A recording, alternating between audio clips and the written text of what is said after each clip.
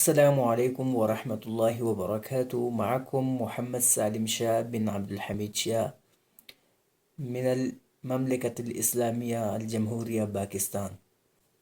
تخرجت من الجامعة الأشرفية لاهور باكستان.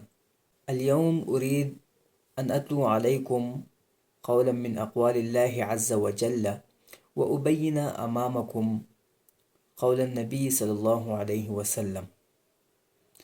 فقال الله تبارك وتعالى في قرآنه المجيد والفرقان الحميد: أعوذ بالله من الشيطان الرجيم.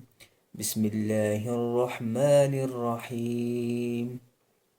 قل هل يستوي الذين يعلمون والذين لا يعلمون؟ صدق الله العظيم. وقال النبي صلى الله عليه وسلم: من سلك طريقا يبتغي فيه علما سهل الله له طريقا إلى الجنة. رواه الترمذي وأبو داود، أو كما قال عليه الصلاة والسلام.